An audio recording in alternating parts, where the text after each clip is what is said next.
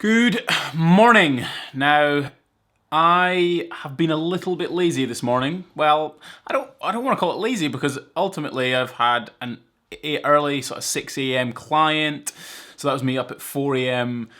I've had a hectic week last week, and the kind of topic of today is a little bit about sleep and how sleep potentially affects me and my, say, productivity, what I eat, how I train, all these kind of things. Now, sleep for me is one of the most important aspects of pretty much everything.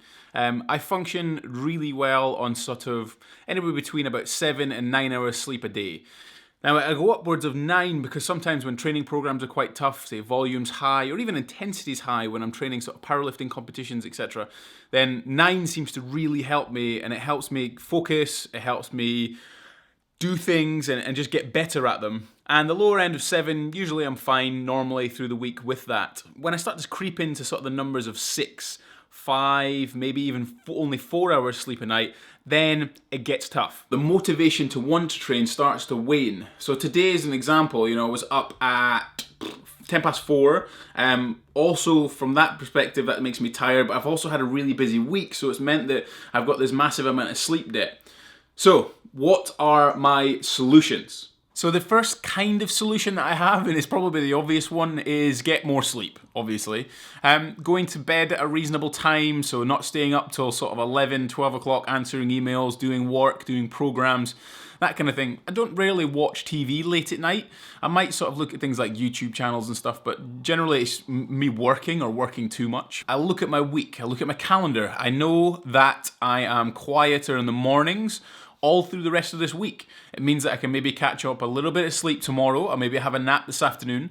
And it means that when I go to the gym tomorrow, I'm more motivated. I'm going to enjoy it. I might even lift more weight, which again motivates me further. So rather than struggling today, feeling a bit beaten up, getting down on myself for the fact that I didn't train as hard as I wanted to, I'm just going to take a day off. Being organized by having food in the fridge that might be pre-prepared, by having these daily vlogs and sort of people to talk to. It's a camera, but it gives me a kind of an idea and an open way to talk about, say, the issues that I might be having with, say, food prep and things. So getting organized, food prep, having things in the cupboard, and then just consciously making decisions about the food that you're consuming. So I get this in the mail. Now, I'm not hating on BODYPOWER. If you want to go to BODYPOWER, go to BODYPOWER.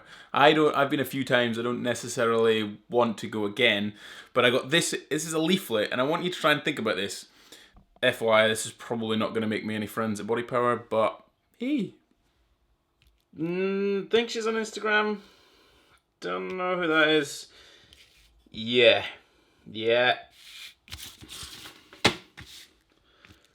He'll laugh if I say anything.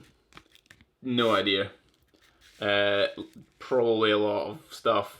Yeah, whatever. And we've got more. Like, it just keeps going. Like, these dudes, like, they're just these dudes. Like this. Are these dudes the guys that everyone are looking up to, and I mean, even trying to potentially get advice from?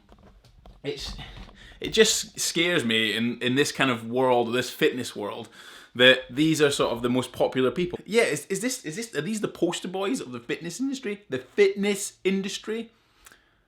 Well, I don't know. The more you know who you are and what you want, the less you let things upset you.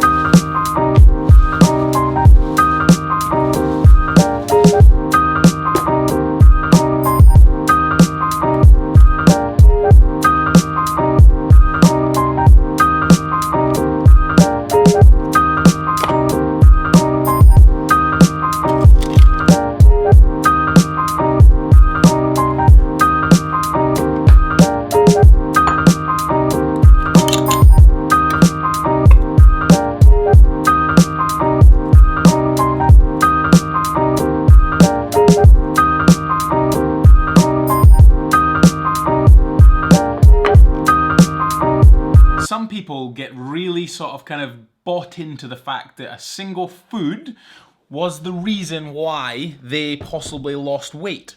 So let's maybe think about that for a second. I'm having a sandwich, right? Sandwiches, okay? Yes, some of you who follow me might not necessarily think that a sandwich is bad for you, and that is amazing. That's the best thing that could have happened from the fact that you follow me. But some people out there still think that their sandwiches or having bread is probably a bad thing. Now, I want to make a case in point that if you were to say remove something like bread, right? Bread is a calorie dense source, okay? It contains a lot of calories for what it is and for the size of the meal. So if you say cut out a sandwich a day or maybe even 2 sandwiches a day, then it's likely you're going to lose some kind of weight, especially if you're on lower calories. If you're a small female, for example, that might even equate to 10%, 20% maybe even of your total calorie intake. Now, another thing as well is some people would suggest that bread is the cause of their weight gain. But what again I would refer back to is the fact that, again, bread is calorie dense. If I've known myself to eat 4 or even 5 slices of bread in one serving easily. And that's not just bread. That comes with butter, that comes with maybe even peanut butter, maybe even I'll throw in some jam or something like that. Who knows? But again, it's the case in point where you can't really demonize one food. Yes, bread isn't necessarily the best thing when it comes in sort of this white packaged crap. But when you've got this sort of kind of granary whole meal, it's got about 4 or 5 grams of fiber per slice. You know, you can't really go wrong with that. And if you look at the research in terms of whole grains and health, there's only positive benefits. So, you know, if you can include bread within your diet, I would strongly suggest you do.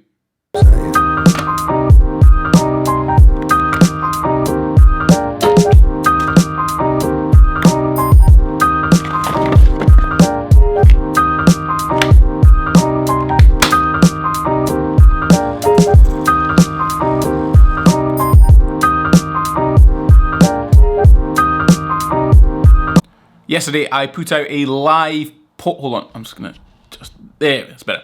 Okay, yesterday I put out a live post on Facebook where I was looking for people to come and ask me a whole bunch of questions. Every single Sunday, I'm going to open up a Q&A for you to be able to ask me any questions, anything at all, like literally anything.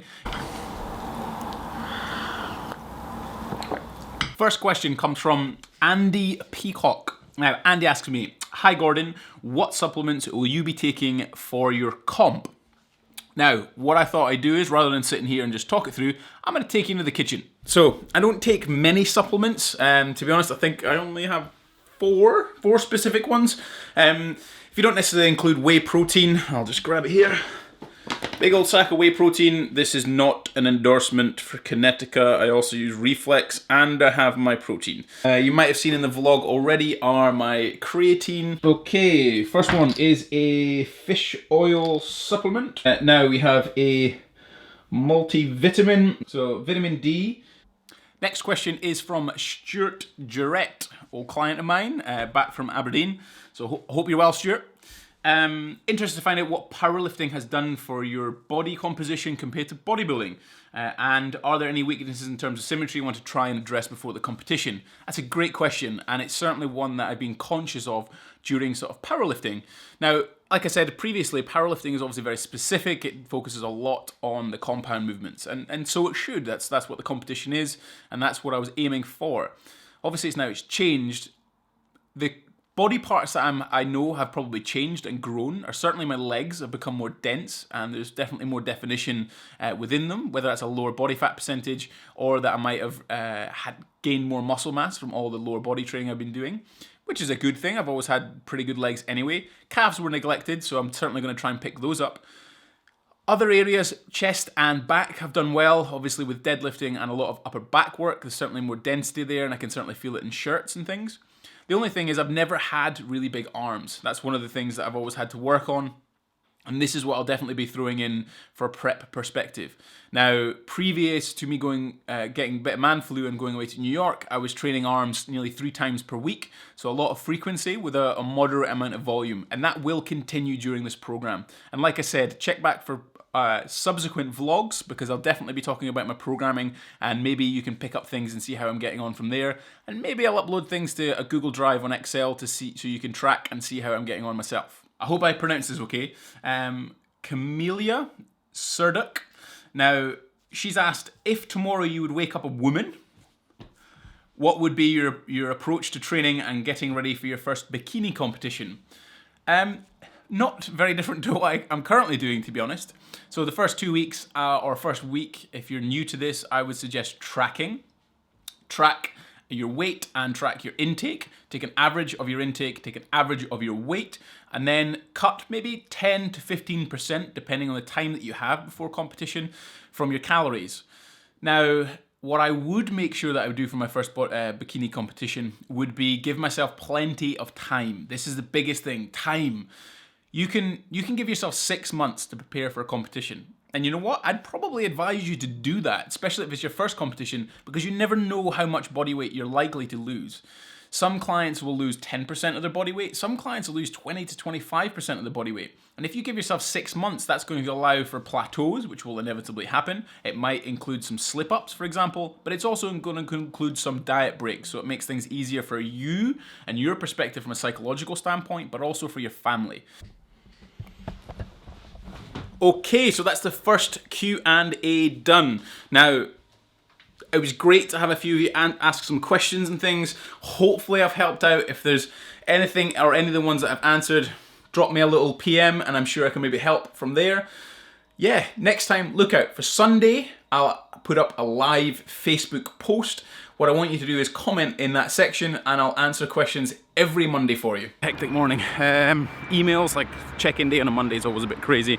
Emails to get through because I was busy at the weekend as well to get stuff done. What else to do? Write programs, macros, all those calculated. I was working out Vicky's off-season plan, so hopefully she'll be sorted for the next at least couple of weeks leading into a maintenance phase before October. I have 4 clients this evening to cover from 5 until 9, so a little bit of a late night. Get this probably edited when I get home, and then hoping for a little lie-in tomorrow, but I think I'll have to be up, get some training done, and then, yeah, wish me luck. Gotta get my fix of carb killer bars.